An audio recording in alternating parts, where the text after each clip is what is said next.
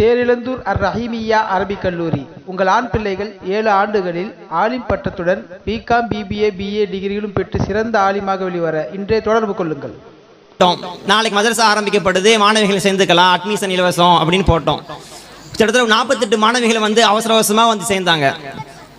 நம்ம என்னடா ஒரு 7-8 பிள்ளைங்க வருவாங்க, எங்கள் அண்ணி இருக்காங்க, அவங்க ஓதுறவங்க தான், அவங்கள வச்சு சும்மா குர்ஆன் மட்டும் சொல்லிக் கொடுக்கலாம் அப்படின்னு ஆரம்பிச்சு 48 பிள்ளைங்க சேர்ந்தனால சரி நல்ல கித்தாபு வச்சு நடத்தலாம் அப்படின்னு எங்கள் உஸ்தாமார்கள் எழுதிய கித்தாபு ரவுதா ஜன்னாவா முகத்திமாவா அது முன்னோரியாக வச்சு அதை முக்கியமாக வச்சு அந்த 40 நாளை முடித்தோம். அல்லாஹ்வின் கிருபையில் 38வது நாளே ஆலிமா மதரசா நீங்கள் ஆரம்பித்தா நாங்கள் பிள்ளைங்களை அனுப்புகிறோம் அப்படின்னு அந்த பேரண்ட்ஸே சொன்னாங்க. அல்ஹம்துலில்லாஹ் ஆலிமா மதரசாவும் தொடங்கப்பட்டு நிறைய மாணவிகள் ஆலிமாவும் பள்ளியாவுக்கு சேர்ந்தாங்க. நல்லபடியாக முடிஞ்சுக்கிட்டு இருந்துச்சு. காசு எதுவுமே இல்லை. நானும் ஒரு நல்ல மதரசாவில் உஸ்தாதாக இருந்தேன். ஹஸரத் அவங்க ஒரு வாரம் யோசிச்சு முடிவு பண்ணுங்க தம்பி, எடுத்தவனே முடிவு பண்ணாதீங்க, சம்பளம் கொடுத்துக்கிட்டு இருக்காங்க, முடிவு பண்ணுங்கன்னு சொன்னாங்க. இருந்தாலும் ஒரு நம்பிக்கையில் அல்லாஹ் இருக்கா, ஒரு நம்பிக்கையில் நம்ம ஆரம்பிப்போம் அப்படின்னு ஆலிமா மதரசா ஆரம்பிச்சாச்சு. அப்போ சொல்லப்போனால் அன்னைக்கு கையில் 1 ரூபா கூட இல்லை. ஒரு வீடு பிடிக்கிறோம், அட்வான்ஸ் 10,000 கேட்குறாங்க. எங்கள் உஸ்தாதுக்கு நான் ஃபோன் பண்ணுறேன், அது இது மாதிரி 10,000 தாங்க, 3 மாதத்துக்குள்ள அந்த கடனை கொடுத்துட்றேன் அப்படின்னு சொல்லி 10,000 கடனை வாங்கி அட்வான்ஸ் கொடுக்குறேன். வேற ஒரு உஸ்தாது ஃபோன் போட்டு, எங்கள் உஸ்தாத் எனக்கு ஹாசான உஸ்தாத் ரஃபீக் பாக்கு அவங்க ஃபோன் போட்டு, நான் 10,000 கொடுத்துட்டேன், ஏன் என்கிட்ட கேட்காம அந்த லட்சத்தில் கேட்டேன். அவங்க என்கிட்ட சொன்னாங்க இந்த அல்தா 10,000 கடன் கேட்டுச்சுன்னு. நான் அந்த காசை கொடுத்துட்டேன், 10,000 கொடுத்துட்டேன் அப்படின்னு அடுத்த நாள் ஃபோன் பண்ணுறாங்க. அப்போ ஒரு நம்பிக்கை வந்துச்சு. நேற்று வரைக்கும் 1 ரூபா இல்லாமல் இருந்துச்சு, அடுத்த நாளே 10,000 மதரசா கிடச்சிருச்சு, அந்த அட்வான்ஸ் பண்ண மதரசா பணம் 10,000 கிடச்சிருச்சு அப்படின்னு மிகப்பெரிய மதரசாவை நடத்தலாம், அல்லாஹ் சக்தியை கொடுப்பான் அப்படின்னு ஒரு சக்தி வந்துச்சு. அதுபோல் யதார்த்தமாக நிறைய பேர்த்திட்ட கேட்டோம். அதுபோல தான் ஜாஃபர் அண்ணன் தம்பி நீங்கள் நடத்துங்க, நான் இருக்கேன், என்ன வேணால் செஞ்சுக்கலாம் அப்படின்னு ஒரு தைரியம் கொடுத்தாங்க. அதுபோல் சும்மா நானும் என் தம்பி யதார்த்தமாக அஜ்மீர் பிரியாணி அண்ணன் அவங்க கடைக்கு போனோம். அண்ணன் எதாவது செய்யுங்கண்ணா அப்படின்னு சொன்னோம். அண்ணே சொன்னாங்க தம்பி 3ஆம் தேதி உங்கள் கையில் ஒரு பணம் இருக்கும் அப்படின்னு சொன்னாங்க. கிட்டத்தட்ட 30 மாதம் ஆயிடுச்சு. 30 மாதமாக 3ஆம் தேதி அந்த பணத்தை அண்ணன் கையில் கொடுத்துருவாங்க. 1ஆம் தேதி எடுத்து வச்சுருவாங்க. நான் 3ஆம் தேதி வாங்கலைன்னா அந்த பணத்தை பாக்கெட்லேயே வச்சு சுற்றுவாங்க. 7ஆம் தேதி பார்த்தோம்னா நான் 3 நாளாக உனக்கு அழைச்சிக்கிட்டு இருக்கேன்ப்பா அப்படின்னு அந்த காசை ஜோப்பிலே வச்சு சுற்றுவாங்க. இது போல் நிறையா பேர் நம்மளை நம்பி யார் கொடுப்பா அப்படின்னு நினச்சிக்கிட்டு இருந்தோம். அல்லாஹ்வோட கிருபையில் நிறைய பேர் மாதம் 30,000 ரூபா செலவாகுது. எப்படியோ அல்ஹம்துலில்லாஹ் அல்லாஹ் கொடுத்துட்டே இருக்கான். நிறைய பேர் அவங்க சில பேர் சொல்ல வேணாம் சொன்னாங்க. ஒவ்வொருத்தங்க 1000, 200, 300 அவங்களால என்ன முடியுமோ அதை கொடுத்துக்கிட்டே இருக்காங்க. அல்லாஹ்வோட கிருபையில் மல்லிமாக்கணும் சம்பளம் பெருசாக கேட்க மாட்டாங்க. கொடுத்தா கொடுங்க சேர்த்து அப்படி தான் சொல்லுவாங்க. நான் இருந்தால் கொடுப்பேன், இல்லைன்னா அடுத்த மாதம் கொடுத்துக்கலான்னு சொல்லுவாங்க. அவங்க வீட்லேயும் ப்ரெஷர் பண்ண மாட்டாங்க. அல்லாஹ்வோட கிருபையில் 3 வருஷம் முடிஞ்சிருச்சு, சனநடையாக வாங்கியாச்சு.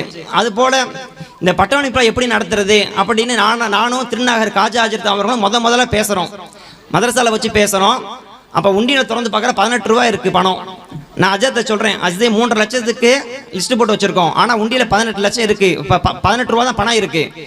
காஜாது சொல்கிறாங்க, அஜே நீங்கள் வேணால் பாருங்கள், அல்லாஹ் எப்படி நடத்தி விடுப்பான்னு பாருங்களேன் அப்படின்னு அப்போ சொன்னாங்க. இப்போ அது சொன்னாங்க, நீங்கள் நினச்சத விட கூட்டம் வந்துச்சு பார்த்தீங்களா, இதாங்க அல்லாஹ்வுடைய உதவி, நேரடி உதவி அப்படின்னு சொன்னாங்க. அல்லாஹ்வோட கிருபையில் நான் 3.5 லட்சத்துக்கு போட்டோம், 4 லட்சத்துக்கு நாங்கள் செலவு பண்ணியிருக்கோம். இந்த பட்டம் அளவுக்கு 4 லட்சம், பிள்ளைங்க பரிசு மட்டுமே 2.5 லட்சம்.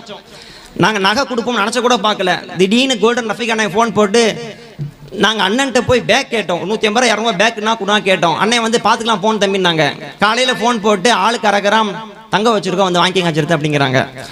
அதுபோல் நிறைய நம்ம ஜாஃபர் அண்ணன்லாம் நிறைய செஞ்சுருக்காங்க. அவங்க பேரை சொல்லக்கூடாது, இருந்தாலும் மக்களுக்கு தெரியணும். அவங்க காலையில் கூட சொன்னாங்க, தயவு செஞ்சு என் பேரை கடுகளை கூட சொன்னாதீங்க, அம்பா நான் மேடையில் ஏறவே மாட்டேன்னு சொன்னாங்க. ஹக்கீம் அம்பா, அஜ்மீர் அம்பா.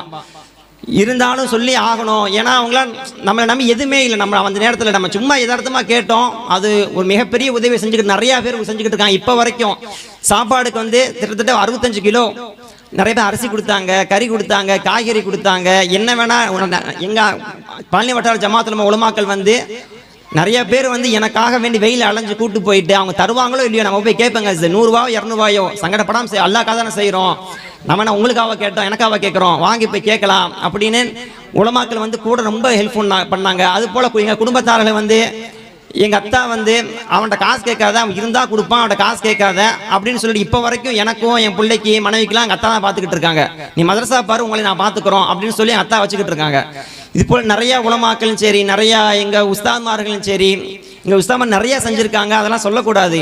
ஏதாவது என்ன உடனே ஃபோன் போட்டுத்தா அது எவ்வளோ வாய்ந்தாலும் பரவாயில்ல, அப்படி எப்படியாவது அனுப்பி வைக்கிறோம் அப்படின்னு நல்லா நினச்சோம். நாங்கள் ஒரு பிள்ளைக்கு 2000 ரூபாய்க்கு மதிப்புள்ள பொருள் கொடுத்தான்னு நினச்சோம். கிட்டத்தட்ட 12,000 ரூபா 13 ஒவ்வொரு பொருளுக்கும் 12,000 ரூபா கிட்ட பொருள் கொடுத்துருக்கோம்.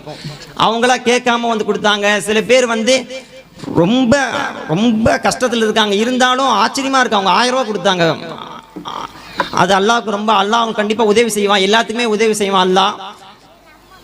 அதனால் எல்லாத்துக்குமே குறிப்பாக இந்த இதில் கலந்து கொள்ளுங்க, இந்த விழாவில் கலந்துக்கிட்ட உலமா பெருமக்களுக்கும் பொதுமக்களுக்கும் குறிப்பாக நம்மளை நம்பி அனுப்பிவிட்ட பெற்றோர்களுக்கும் மாணவிகளுக்கும் அல்லாஹு தாலா எல்லா விதமான ஹைர பரக்காத்திலும் வழங்கணும். இங்கே வந்துள்ள அனைவர்களுக்கும் எனது சார்பாகவும் எங்கள் மதரசாவின் சார்பாகவும் மனப்பூர்வமாக நன்றி தெரிவித்துக் கொள்கின்றேன். இன்ஷா அல்லாஹ் நாங்களும் எங்கள் மதரசாவுக்கும் உங்களுக்கும் இந்த ஊருக்கும் நான் கண்டிப்பாக விசுவாசமாக இருக்கும் என்பதாக நான் உறுதிமொழிகின்றேன். அஸ்ஸலாமு அலைக்கும் வரஹ்மத்துல்லாஹி வபரகாத்துஹு. கண்ணியமிக்க மாநில தலைவர் ஹசரத் கபிலா அவர்கள், அதேபோல் நம்முடைய யூசுஃபியாவினுடைய முதல்வர் ஹசரத் கபிலா அவர்கள், இன்னும் சங்கை மிகு உலமாக்கள் எல்லாம் இங்கு நிரம்பி இருக்கிறார்கள். ஒரே ஒரு செய்தி, இந்த மேடைக்கு மர்ஹூம் பழனி டவுன் காஜி பீர் முகமது ஆலிம் பாக்கவி ஹசரத் ரஹமத்துல்லா அலைஹி அவருடைய பெயர் சூட்டியிருக்கிறார்கள். எங்களுடைய தாதாவுடைய பெயரை சூட்டியிருக்கிறார்கள். அல்ஹம்துலில்லாஹ், அதற்காக ரொம்ப மகிழ்ச்சி அடைகிறோம். அவருடைய ஹக்கிலே நீங்கள் எல்லாம் துஆ செய்ய வேண்டும்.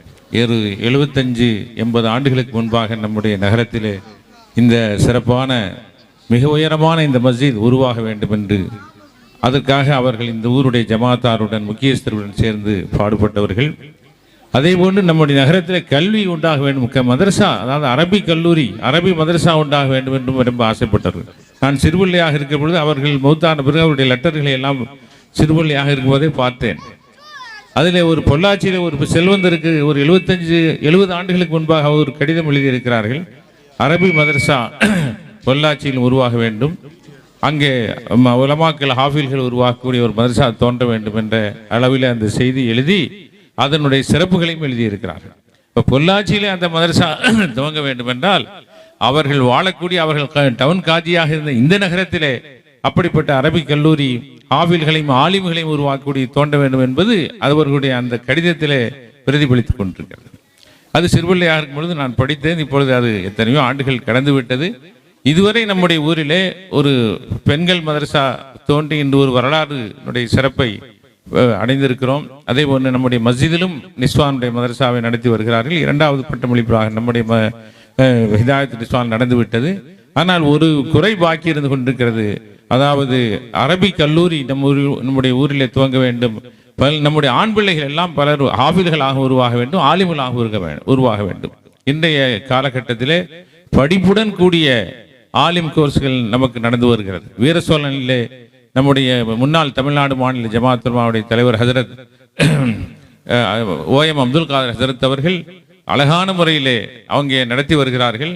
ஆலிம் கோர்ஸையும் ஒரு பக்கம் படிக்கிறார்கள், டிகிரி வாங்குகிற அளவுக்கு BA MA என்று டிகிரி வாங்குகிற அளவுக்கு பட்டப்படிப்பையும் படிக்கிறார்கள். 2 படிப்பையும் வைத்து அவர்கள் ஹைரி என்கிற ஆலிம்களை உருவாக்கி அனுப்புகின்றார்கள்.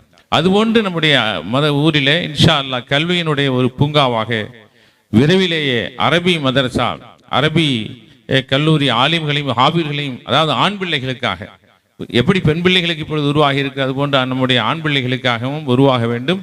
அது இந்த மேடையினுடைய பேர் வைத்திருக்கக்கூடிய எங்களுடைய தாதா பீர் முகமது ஆலிம் சாஹிப் அவர்கள் 70 ஆண்டுகளுக்கு முன்பாகவே அவர்கள் அந்த ஆசையை வெளிப்படுத்தினார்கள்.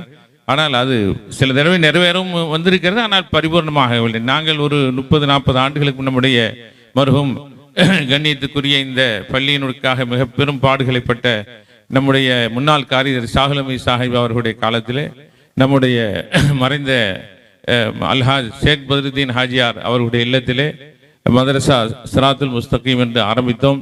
அது ஒரு 3-4 ஆண்டுகள் நடந்து ஒரு ஹாஃபிஸ் பட்டம் கொடுத்து அதோடு அது நின்று விட்டது. நான் சென்னையில் இருந்த காரணத்தினால் அதை தொடர்ந்து வலியுறுத்தி நம்முடைய இங்கு உள்ள நிர்வாகிகளுக்கு ஒத்துழைப்பாக இருந்து நடத்தக்கூடிய வாய்ப்பு இல்லாமல் போய்விட்டது. இன்ஷா அல்லாஹ் அது மீண்டும் தொடர்ந்து இந்த நகரத்தில் விரைவிலேயே ஆண்களுடைய மதரசா, அரபி மதரசா, ஹாஃபில் ஆலிமுடைய மதரசா, அரபி கல்லூரி துவங்குவதற்கு தௌஃபீக் செய்ய நீங்கள் எல்லாம் துஆ செய்ய வேண்டும் என்று கேட்டுக்கொள்கிறேன். விரைவிலேயே அது துவங்கிவிட்டால் இன்ஷா அல்லாஹ் நம்முடைய தலைவர் ஹசரத் கிபிலா PA காஜா மொஹிதீன் ஹசரத் அவர்களே வந்து அதை துவக்கி வைக்கும். அதே நம்முடைய யூசுஃபியாவுடைய முதல்வர் முகமது அலி ஹசரத் கிபிலா அவர்கள் எல்லாம் வந்து துவக்கி வைத்து இந்த ஊரிலே ஆலிம்கள் உருவாக வேண்டும், ஹாஃபில்கள் உருவாக வேண்டும். அதன் காரணமாக இந்த ஊரில் அல்லாஹ்வுடைய ரஹமத் அப்படியே சொரிந்து கொண்டே இருக்கும். அல்லாஹ் தாலாவுடைய ஹதரத் அவர்கள் முன்னால் சொன்னது போல, ரஹமத்துல்லாஹி அலைஹி சொன்னது போல, ஆண்களுடைய மதரசா ஒரு பக்கம், பெண்களுடைய மதரசா ஒரு பக்கம், இரண்டும் சேர்ந்து அல்லாஹ்வுடைய ரஹமத் சொரிந்து கொண்டிருக்கூடிய ஊராக, அல்லாஹ்வுடைய ரஹமத்தை அதிகமாக இறங்கி கொண்டிருக்கூடிய மஹல்லாவாக நம்முடைய மஹல்லா திகழும் என்பதாக கூறிக்கொண்டு விரைவிலே அதற்குள்ள ஏற்பாடுகளை செய்ய வேண்டும் என்று இந்த நகர மக்களாகிய நீங்கள் எல்லாம் முயற்சியும் செய்ய வேண்டும், துஆவும் செய்ய வேண்டும். குறிப்பாக நம்முடைய மஸ்ஜிதினுடைய நிர்வாகிகள் வந்திருக்கின்றார்கள்.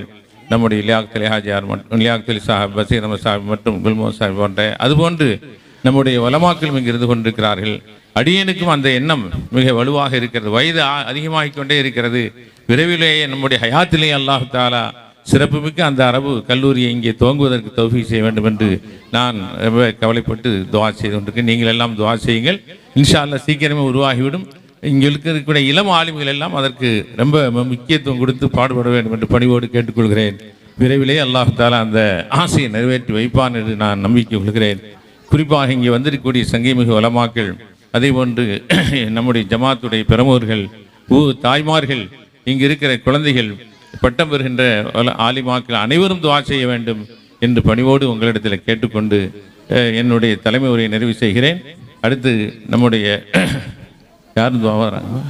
அல்ஹம்துலில்லாஹ், ஹஸரத் அவர்களுடைய துஆக்களை அல்லாஹ் நிறைவேற்றி தந்தருவானாக. நம்முடைய ஹிதாயத்